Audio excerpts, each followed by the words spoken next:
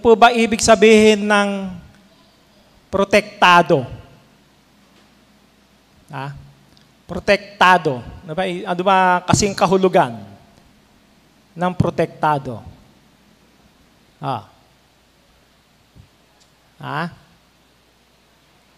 Ano yung Ate Resi? Ano ibig sabihin ng protektado? Ligtas siya sa mga outside forces, yung mga problema, yung mga ano ba yung ligtas. Ayan, basta ligtas. Ano? Meron pa? Iingatan. Ayun. Ingatan. Ayun kaya kapatid na Lito. No? Tingnan din natin. Ano? Tama naman yon. Ingatan, ligtas tayo. No? Pakibasa nga.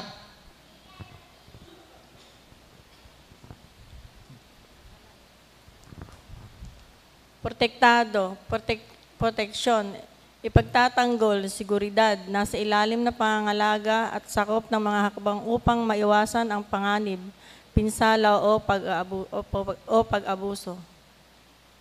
The action of protecting or the state of being protected. Ayan. So, nandun yung pag-iingat, ililigtas, no? Sa lahat ng panganib, pinsala, pang-aabuso, so nandun yung protection.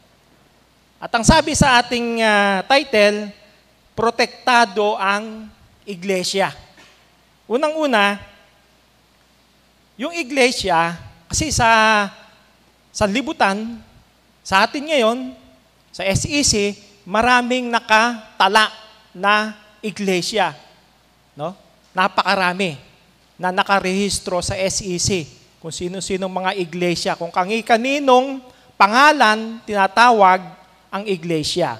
Tingnan muna natin, sino nga ba yung nagmamay-ari ng iglesia na poprotektahan? Ang sabi, protektado ang iglesia. Sino ang magpoprotekta? At aling iglesia yung poprotektahan? Pakibasa nga sa Efeso 1:14. Na siyang patotoo sa ating mana hanggang sa ikatutubos ng sariling pag-aari ng Diyos sa ikapupuri ng kanyang kalulwatian. Yun. So, merong sariling pag-aari ng Diyos. No? Hanggang sa ikatutubos daw ng sariling pag-aari ng Diyos. Alin ba yung iglesyang tinubos ng ating Panginoong Hesukristo? Yung tinubos na yon sa mahalagang dugo ng Panginoong Hesukristo, yun daw ay sariling pag-aari ng Diyos. Maliwanag naman sabi doon sa Gawa 20:28, di ba? Yung tinubos ng mahalagang dugo ng Panginoong Hesukristo, yun yung iglesia ng Diyos. Iglesia ng Panginoon ng Diyos. So yun yung sariling pag-aari ng Diyos. At yung sariling pag-aari ng Diyos na yon, pag-aari din kaya ng Panginoong Hesukristo. Pakibasa nga. Sa John 17:10. At ang lahat ng mga bagay ay iyo, at ang mga iyo ay akin, at ako'y lumulwalhati sa kanila. Ayun. Ang sabi ng Panginoong Hesukristo. So, ang Diyos meron sariling pag-aari. Yung tinubos ng mahalagang dugo ng Panginoong Hesukristo. Yun ang pag-aari ng Diyos. Iglesia ng Diyos. Ang sabi ng Panginoong Hesukristo, yun daw, lahat ng bagay ay iyo, dun sa Ama. At ang mga iyo ay akin. So, pares sila. Pares sila na nagmamay-ari ng iglesia. Pagkat yung sa Ama, pag-aari ng Ama, pag-aari din ng Panginoong Hesukristo. Ang iyo ay akin. Yung akin ay iyo. Pares lang. Pares sila. Dalawa sila na nagmamay-ari ng iglesia. Kaya yung sariling pag-aari ng Diyos, yun yung iglesia ng Diyos na inilagay ng Amang Diyos na Pangulo ang kanyang anak na si Hesukristo. At sa kaninong pangalan tinatawag yung iglesia? Unang Tesalonica 1:1.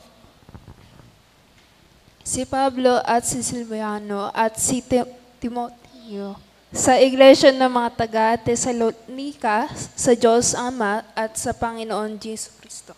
Heso Kristo. So, iglesia. Kanino ro tinatawag yung pangalan na yun? Iglesia ng mga taga-Tesalonika, yun yung lokal. Kunyari dito sa atin, iglesia ng mga taga-Gapan. Oh. Kanino raw? Sa Diyos Ama at sa Panginoong Hesukristo. Kaya maliwanag, yung pag-aari ng Diyos na iglesia, tinatawag sa pangalan niya at sa pangalan ng kanyang anak. Kaya iglesia ng Diyos kay Kristo Jesus. Yun yung maliwanag na sinasabi ng banal na kasulatan. Ngayon, sapagkat yung ating paksa, kinuha doon sa aklat ng Mateo 16, 18, sino nga ba yung nagtayo ng iglesia? Pakibasa nga. At sinasabi ko naman sa iyo, ikaw ay Pedro, at sa ibabaw ng batong ito ay itatayo ko ang aking iglesia, at hindi makapananaig sa kanya kahit ang kapangyarihan ng kamatayan. Ayan. Edi, kaliwanag sasabihin. At sa ibabaw ng batong ito ay itatayo ko ang aking iglesia. Sino nagsasalita? Ang Panginoong Hesukristo. Ang sabi niya, itatayo niya yung kanyang iglesia. Adi tama, iglesia ng Panginoong Hesukristo. Diba? Wala namang problema, sinabi talaga tatayo niya yung kanyang iglesia. No? Pero, ano ang sabi ng Panginoong Hesukristo doon sa binasa natin? Yung pag-aari niya, pag-aari ng Ama, yung pag-aari ng Ama, pag-aari din niya. Dalawa silang nagmamay-ari nung iglesia. At wala pa hindi pa kakatawan tao, hindi pa isinusugo nung Ama yung kanyang anak at hindi pa pinagkakatawan tao dito sa lupa. Noon pa man, meron ng iglesia tinatawag sa Matandang Tipan. Iglesia ng mga panganay. Diba? Iglesia sa ilang. Yung sa panahon nila Moises. Meron ng iglesia. Pero nung sabihin ng Panginoong Jesucristo, nung siya ay isugo na, nasa katawang tao na, nagkatawang tao na siya, at noong sinisimulan na niya yung pangangaral, kasama yung mga alagad, doon na nga niya sinabi kay Pedro, itatayo ko ang aking iglesia. Yung salitang, yung kanyang sinasalita, kanya lang ba? Yan natin. Pakibasa sa Mateo 12:49 hanggang 50. Sapagkat hindi ako nagsalita sa ganang sarili ko lamang, kundi ang amang nagsugo sa akin ang siyang nag-utos kung ano ang aking sasabihin at ipahahayag. At alam kong ang kanyang utos ay nagbibigay ng buhay na walang hanggan, kaya't ang ipinasasabi ng Ama ang siya kong sinasabi. Ayun. Kaya't ang ipinasasabi ng Ama ang siya kong sinasabi. Ayan. Hindi ako nagsasalita, way ka ng ganang sarili ko lamang, kundi ang Ama nagsugo sa akin. Ang siyang nag-utos kung ano ang dapat niyang sabihin at ipahayag. Kaya, yung punto na yon, sabihin na nating, sinabi niya na itatayo ko ang iglesia, utos nung kanyang Ama. Di ba? Kumbaga sa panahon natin, sa bawat bansa may mga ambasador. Yung sinasabi ng mga ambasador doon sa bawat bansa na kanilang kinalalagyan, sarili ba nilang salita? Hindi kundi galing sa gobyerno ng Pilipinas. Yun yung kung ano yung pinasasabi ng pamahalaan ng Pilipinas, yun ang kanilang sasabihin doon sa kung saan sila nakatalaga. Gayon din, ang tagapagsalita ng Diyos sa huling araw na ito, ang ating Panginoong Hesukristo. Diba ang sabi doon sa Hebreo, sa 1:1 hanggang 2. Ang Diyos wikay nagsalita sa atin noong unang panahon, sa ating mga magulang, sa pamamagitan ng mga propeta. Sa mga huling araw na ito, sa pamamagitan naman ng ating Panginoong Hesukristo. Ang tagapagsalita ng Diyos sa huling araw na ito, ang ating Panginoong Hesukristo. At alam na alam natin na ang pinagtayuan ng iglesia, hindi si Pedro, kundi siya mismo. Ang iglesia nakatayo sa batong panulok. Ang batong panulok, ang ating Panginoong Hesukristo. So, yun yung nasabi ng banal na kasulatan. No? At ano yung katunayan na ang Diyos nga ang nagtayo ng lahat? Sa Hebreo 3:4, sapagkat ang bawat bahay ay may nagtayo, datapwat ang nagtayo ng lahat ng mga bagay ay ang Diyos. Yan. Datapwat ang nagtayo ng lahat ng mga bagay ay ang Diyos. Kaya nung paman, meron ng iglesia. Ang nagtayo niyan, yung Diyos. No? Ang Diyos ang nagtayo. Kaya lang, sa mahabang panahon, na naging silensyo ang iglesia sa panahon na yon hanggang sa ipagkatawan tao ng Diyos yung kanyang ama, isugo ng Diyos yung kanyang anak na si Hesukristo. At doon, muling itinayo yung iglesia. Na yun ay yung tinatawag sa dalawang pangalan. Iglesia ng Diyos kay Kristo ay Jesus. Ngayon, ang sabi sa paksa natin, ang iglesia, protektado ang iglesia. Ano naman yung katunayan? Tayo bilang nasa iglesia ng Diyos na pinangunguluhan ng Panginoong Kristo. Ano ang katunayan? Na tayo naman ay protektado. Ano ang katunayan natin na protektado tayo, na tayo iingatan ng Diyos at ng Panginoong Kristo? 1:17-9.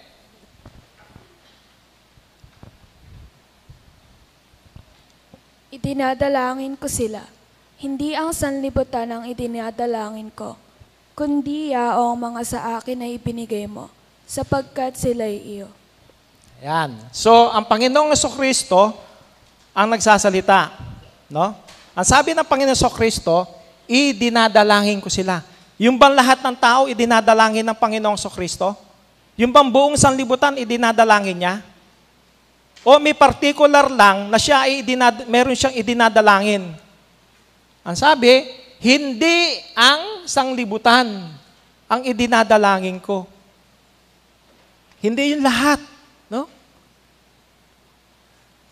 Kundi yaong mga sa akin ay ibinigay mo. Meron lang pala siyang particular na idinadalangin sa kanyang ama.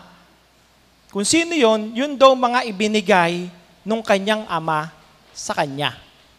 Diba? Alam natin, ang sabi, 1 Corinto 1:9, ang Diyos ang tumatawag.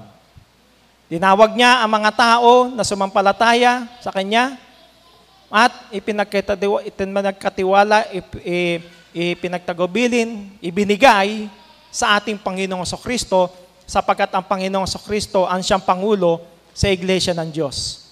So, merong particular na idinadalangin ang Panginoong Kristo, yun yung mga ibinigay sa Kanya nung Kanyang Ama. Yun yung mga sumampalataya, mga nangabautismuhan, yun yung mga nandoon sa Iglesia ng Diyos.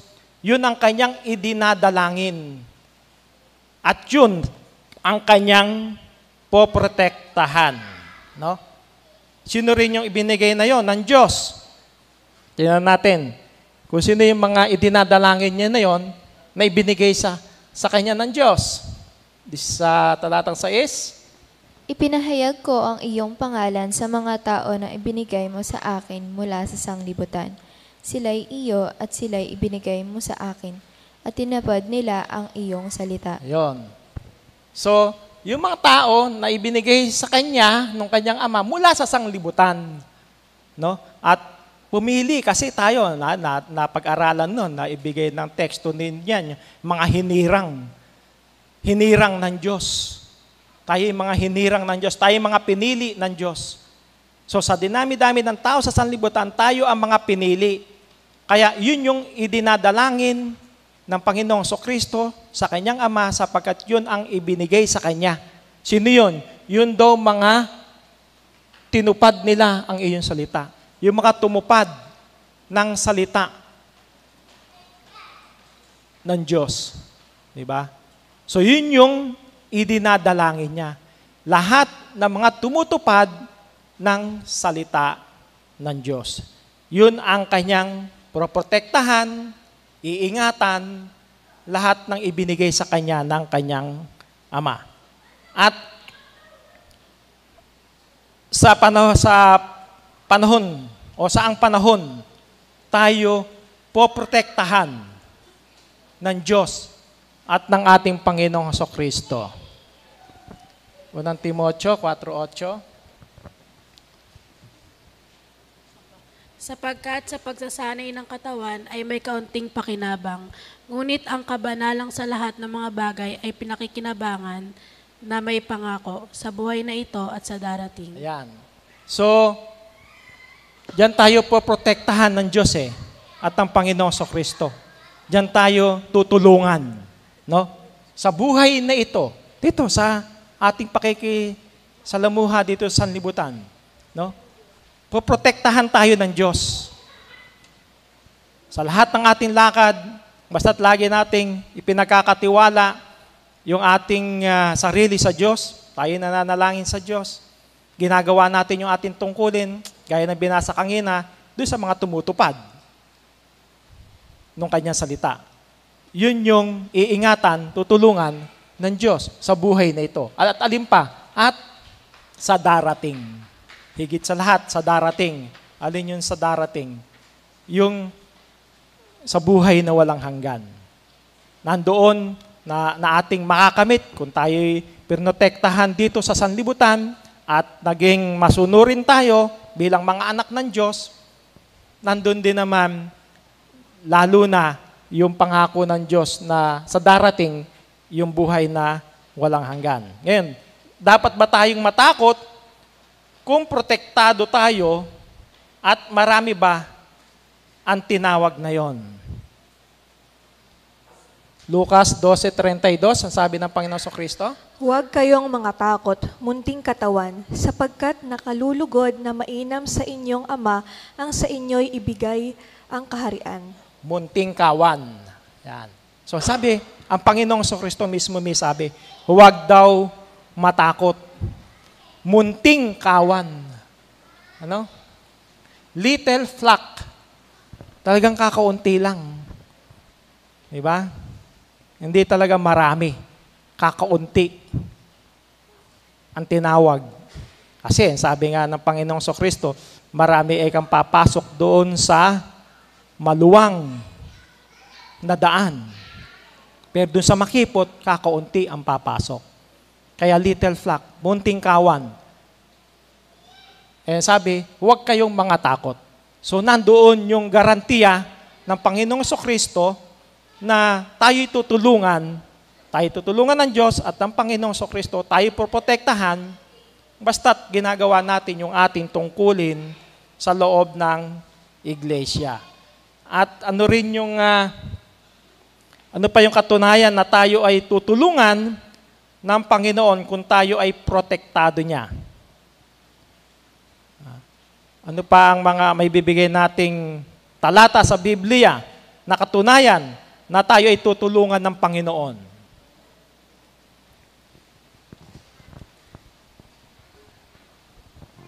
Sapagkat siya rin ang nagsabi, sa anumang paraan ay hindi kita papagkukulangin. Sa anumang paraan, hindi kita pababayaan. Yan. Ayan, protection yan, protektado yan. Ano? Talagang andoon yung pangako. No? Hindi kita papagkukulangin, hindi kita pababayaan. Pangako ng Diyos yun. Kanino? Doon sa kanyang mga pinili, doon sa iglesia. Sa iglesia ng Diyos na pinangunguluhan ng ating Panginoong Kristo. Sabi naman sa Matandang Tipan, Isaiah 41:10, huwag kang matakot, sapagkat ako'y sumasa inyo. Huwag kang manglupaypay, sapagkat ako'y iyong Diyos. Aking palalakasin ka. Oo, aking tutulungan ka.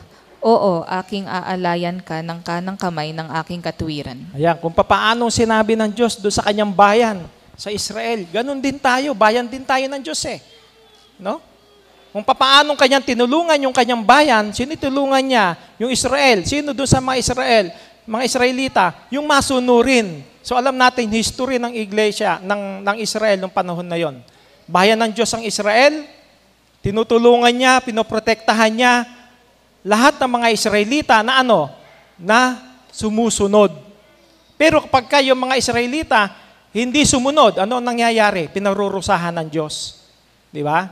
So, makita natin, ang pinoprotektahan ng Diyos, yung masunuring kanyang mga lingkod. Pero kapag yung kanyang lingkod, hindi naging masunurin, masuwayin, hindi sunod yung kanyang utos, pinababayaan niya. Di ba? Sa mga laban ng panahon ng Israel, pagka ang mga Israelita ay naging matigas ang ulo, hindi sinusunod ang Diyos, iniiwan sila sa labanan. Pinababayaan sila sa mga kaaway. Napapatay sila. Libo-libong mga Israelita na mamatay.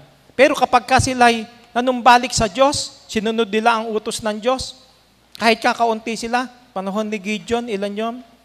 300 laban sa libo-libo. Di ba? Andun yung protection ng Diyos kasi naging masunurin sila sa Diyos. So, ganoon din naman sa panahon natin. Bayan din tayo ng Diyos ngayon. Ang iglesia, hindi lang Israel. Ang iglesia, sa lahat ng kahentilan na tumawag ang Diyos, no? Tumawag ng isang bayan, tayo yun, iglesia ng Diyos, proteksyonan tayo ng Diyos. Andun yung pangako ng Diyos. Sa awit, ang sabi rin, ayaw. Ang matuwid ay nagsidaing at dininig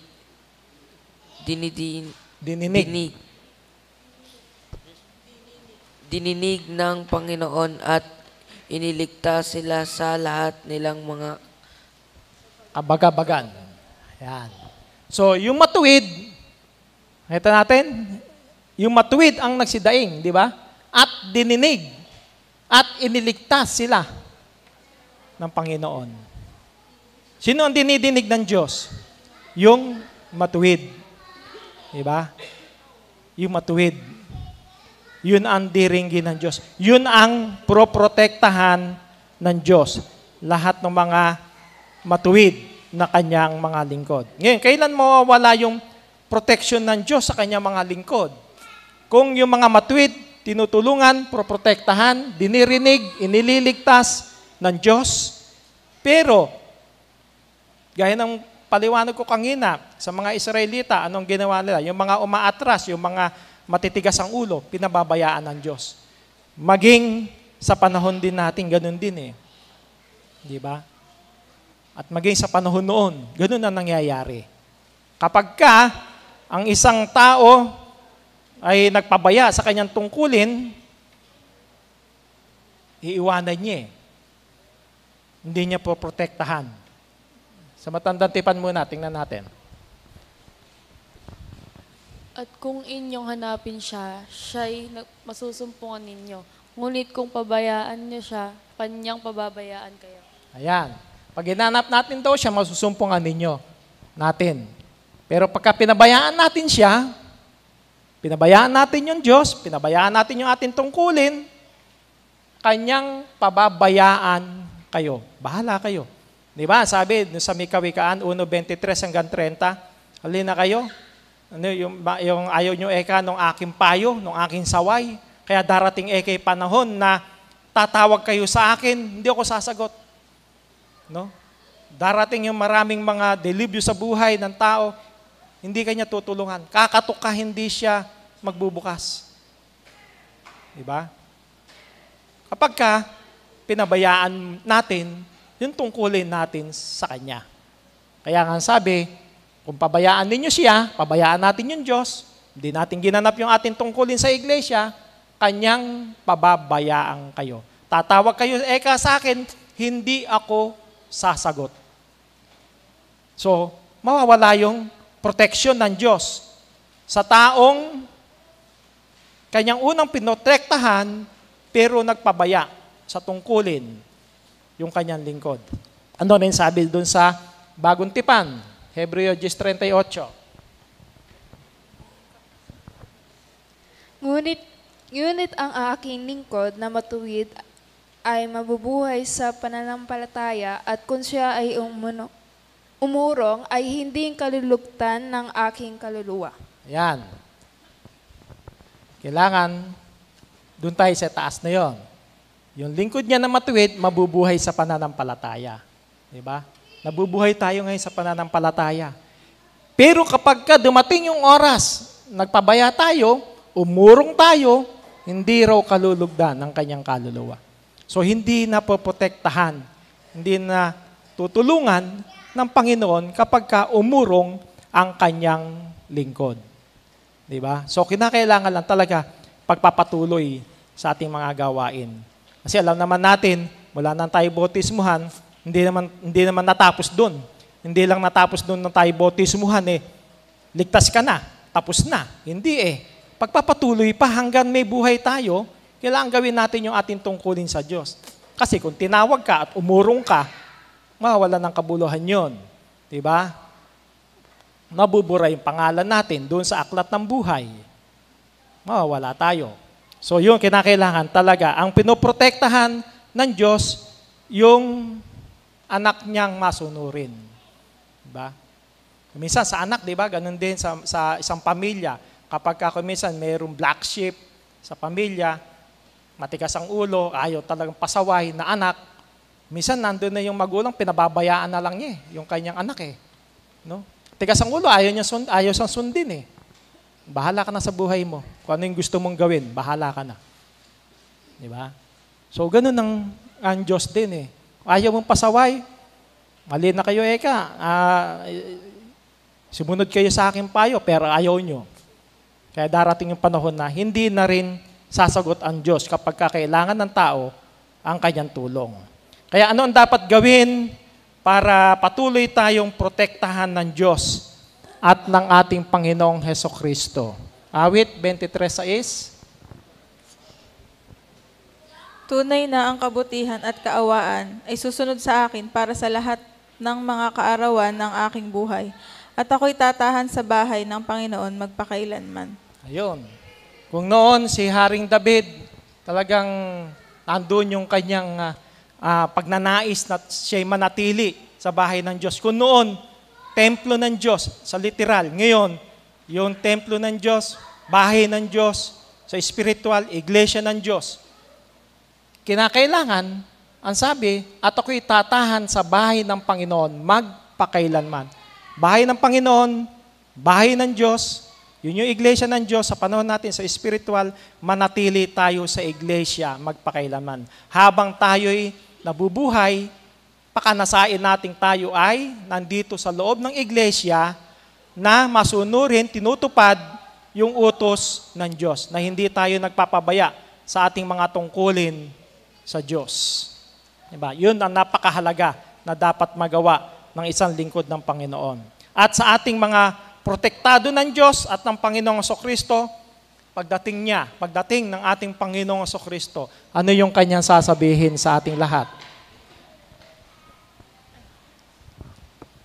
Kung magkagayoy sasabihin ng hari sa kanyang kanan, magsiparito kayo, mga pinagpala ng aking Ama, manahin ninyo ang kaharian na kahanda sa inyo, buhat ng itatag ang sanglibutan. Ayan, ang Panginoong Hesukristo, may sabi, halina kayo, mga pinagpala ng aking Ama. Lahat ng mga prinotektahan ng Diyos at ng Panginoong Hesukristo, na mga naging masunurin, na natili sa iglesia, halina kayo, manahin ninyo ang kahariang nakahanda, buhat ng itatag ang sanglibutan. So yun yung pangako ng ating Panginoong Hesukristo. Kapag pagtagumpayan natin yung lahat ng mga pagsubok, naging masunurin tayo, andun yung may ipagkakaloob sa atin, mamanahin natin yung kahariang nakahanda doon sa langit. Yun yung tunay na buhay, yun yung buhay na walang hanggan. Kaya tayong lahat na mga nasa loob ng iglesia na nananatiling matatag, matibay sa ating pananampalataya, patuloy na sinusunod yung utos ng Diyos, protektahan tayo sa buhay na ito, Sa darating, makakamit natin yung pangako ng Diyos na buhay na walang hanggan. So yun po yung ating paksa sa Bible study para sa umagang ito, protektado ang iglesia. Meron kayong gustong liwanagin, itanong, i-share? Wala po.